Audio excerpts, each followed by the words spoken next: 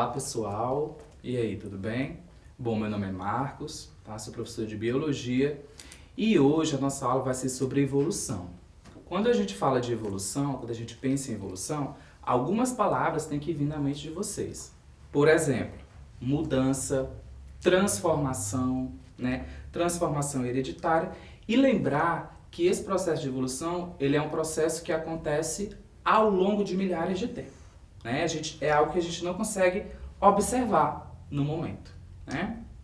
Então, olha só. A evolução, qual é o conceito dela? É um processo de transformações hereditárias, né, e de adaptações que vem ocorrendo nos seres vivos. E é interessante ressaltar que todos os seres vivos do planeta, né, desde bactérias, fungos, os animais, nós seres humanos, o processo de evolução ele é uma característica da vida. Né? A evolução ela é um fato, ela acontece, ela existe, embora pessoas, né, falem o contrário, e a ciência que estuda a evolução a gente pode chamar de biologia evolutiva, ok? Bom, antes da gente falar de evolução, de transformação, de aceitar que as espécies elas se modificam no ambiente, a gente tem que falar um pouco aí da história, né? E lembrar que existiu o fixismo, né? O criacionismo, como muita gente diz, que é uma teoria, né, que diz que todos os seres eles foram criados por um ser supremo chamado de Deus. E lembrar que o criacionismo ele não é científico. Por quê? Porque ele é pautado em dogmas, né, pautado em verdades que são inquestionáveis, diferentemente da ciência, tá? E aí, quem que iniciou isso? Né? Quem que propôs que os organismos eles se modificavam? O primeiro foi um cara chamado Jean-Baptiste de Lamarck, ou simplesmente Lamarck, que instaurou o lamarckismo. Né? Então ele foi o pioneiro, ou seja, o primeiro a propor isso, né? E a ser registrado. Ele escreveu um livro chamado Philosophie zoologique. Né? Esse livro ele dizia que os organismos se modificavam, né? Ele formulou essa teoria com base aí em duas leis. Né? A primeira lei é a lei do uso e desuso e a segunda lei é a lei da herança dos caracteres adquiridos. Né? Então vamos lá entender como que funcionam essas duas leis. Bom, a primeira lei, que é a lei do uso e desuso, a própria palavra ela já diz, né? Quando um organismo, quando um ser vivo, ele sente a necessidade de se adaptar a um meio e ele precisa utilizar, ou seja, usar esse órgão ele tende a desenvolver. Por exemplo, se você quiser, amanhã vou começar a fazer exercícios, né? Todo dia você vai utilizar os seus músculos. O que vai acontecer com ele? Ele vai tender a aumentar de tamanho. Né? Você está utilizando o seu músculo, então ele vai desenvolver, ele vai crescer. O contrário também se aplica. Né? Quando um órgão é pouco exigido, ele vai tender a atrofiar. Pessoas que têm lesão na medula e que aí elas ficam paraplégicas, o que acontece com as pernas dela? Afina, né? Ela atrofia, ela perde tamanho. Ou seja, Lamarck ele conseguiu visualizar isso. Né? E ele propôs a lei do uso e desuso. E aí, se um organismo utiliza demais determinado órgão, né, determinada região do seu corpo, que tende a se desenvolver, esse desenvolvimento ele é transmitido para a próxima geração. O filho desse animal, ele vai nascer, né, o descendente, ele vai nascer com essa característica. E aí a nossa segunda lei, né, que é a lei da herança. O que é herança? É você receber alguma coisa dos caracteres ou das características que foram adquiridas em vida. Hoje nós sabemos que essa segunda lei de Lamarck, ela é uma lei que é uma inverdade, né? Porque, por exemplo, pense aí, nós tivemos um presidente, né? O Luiz Inácio Lula da Silva. Ele perdeu um dedo. Será que os filhos dele vão nascer sem um dedo? Não, né? Nós herdamos apenas as características genéticas, né? Se ocorrer ali alguma mutação, algo do tipo, aí vai aparecer uma característica nova, certo? Então, Lamarck, lembre sempre, Lamarck, duas leis, lei do uso e desuso e lei da herança dos caracteres adquiridos. Bom, eu vou citar um exemplo, que é o exemplo que Lamarck mais utilizou, que é o exemplo do pescoço da girafa. A girafa precisa se alimentar das folhas da copa das árvores, correto? Então, quando ela estica o pescoço, quando ela usa o pescoço, esse pescoço ele tende a aumentar de tamanho. Então, lei do uso. Lamarck explicava que as girafas têm um pescoço longo, de tanto elas esticarem o pescoço, né? De tanto elas procurarem esse alimento. Por isso ela tinha um pescoço longo. Um tamanduá, por exemplo, de tanto ele esticar a língua, né, procurando ali formigas no formigueiro, ou cupins, por exemplo, a língua dele iria aumentando de tamanho. Algumas questões vão cobrar isso, ok? Bom, depois de Lamarck, ali em 1859, nós tivemos um naturalista famosíssimo quando se fala de evolução, que é o Charles Darwin, ou simplesmente Darwin, né? Ele nasceu em 1809, na Inglaterra, publicou em 1859 um livro chamado A Origem das Espécies, que é de fácil acesso, né, que contém a sua teoria sobre a evolução. Quando nós pensarmos em Charles Darwin, nós temos sempre que lembrar de seleção natural. Mas, para que Charles Darwin chegasse a essa teoria, ele, né, teve um longo caminho. Primeiramente, Lamarck, ele conhecia a obra de Lamarck. Então, Lamarck sendo o primeiro, Charles Darwin ele já entendia. De início, Charles Darwin não queria ser médico, né? E aí ele foi em uma expedição. Nessa expedição em que ele viajou, ele veio aqui na América do Sul, visitou ali o arquipélago das Ilhas de Galápagos, visitou o Rio de Janeiro, na época em que quase não tínhamos colonizadores, né? Visitou ali o Uruguai e ele conseguia, nas suas andanças, obter fósseis, né? Obter registros de animais, que com o tempo ele percebeu que esses organismos eles se transformavam, eles se modificavam.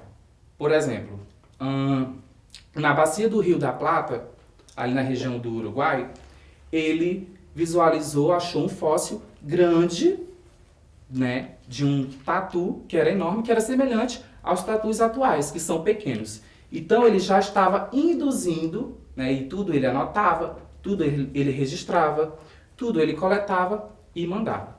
Quando ele chegou nas Ilhas de Galápagos, ele percebeu que um pássaro, que ele chamou de tentilhões, dependendo da ilha em que esse pássaro estava habitando, o bico era de uma forma, né? Se ele se alimentava ali de sementes, o bico era mais grosso.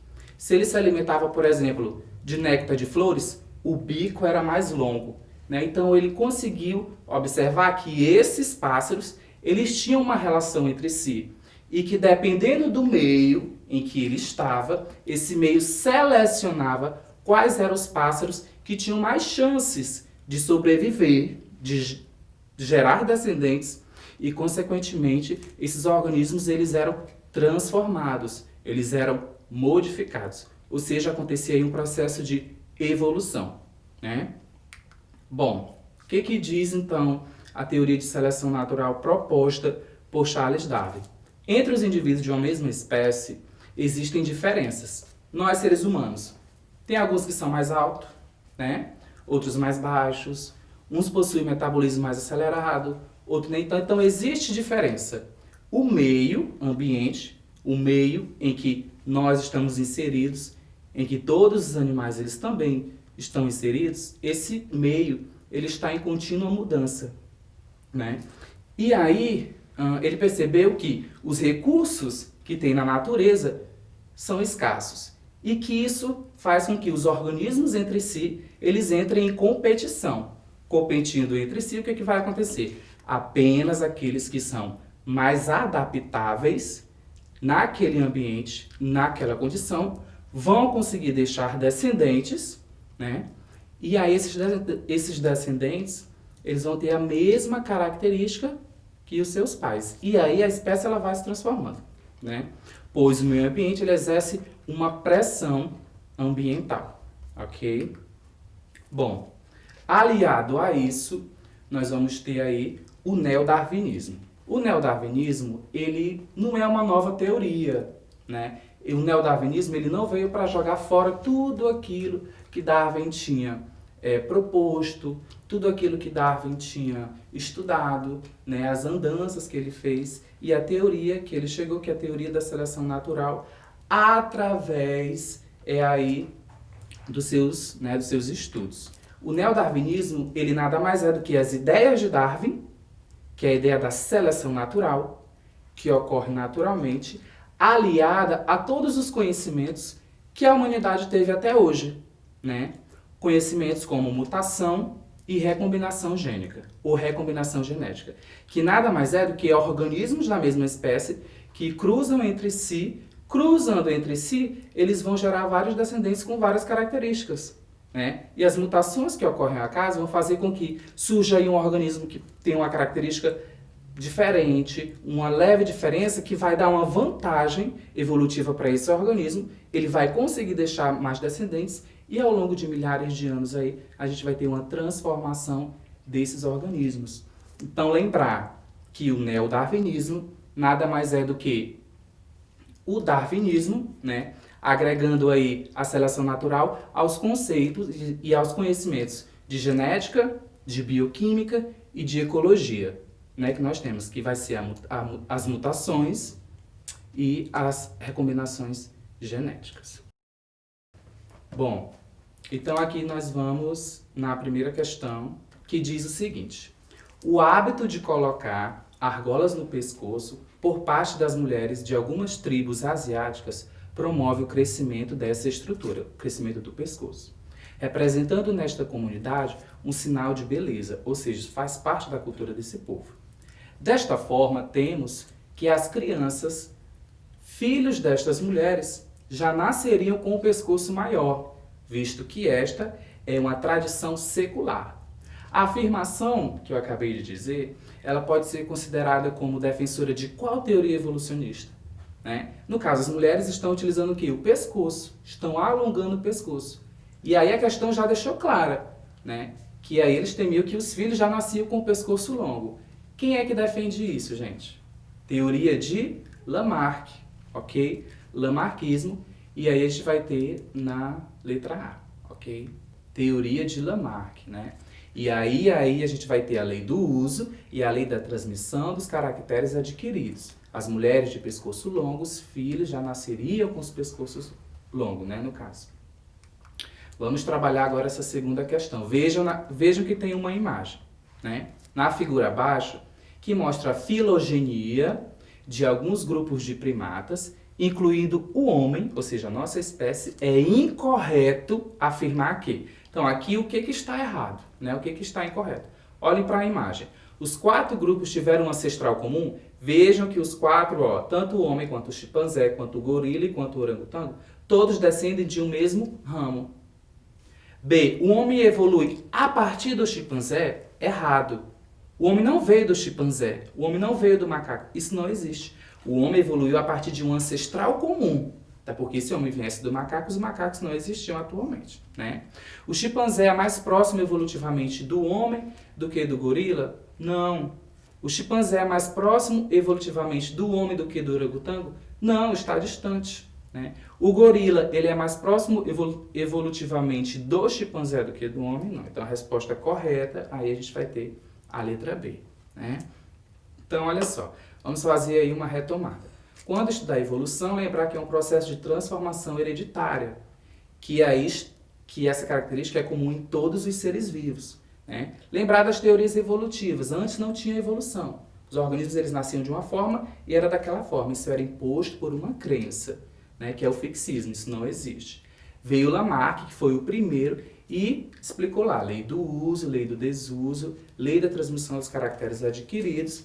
E aí depois veio Charles Darwin com, né, o darwinismo, que instaurou aí a seleção natural, que nada mais é do que o meio exercendo uma pressão e selecionando quais características são mais adaptadas.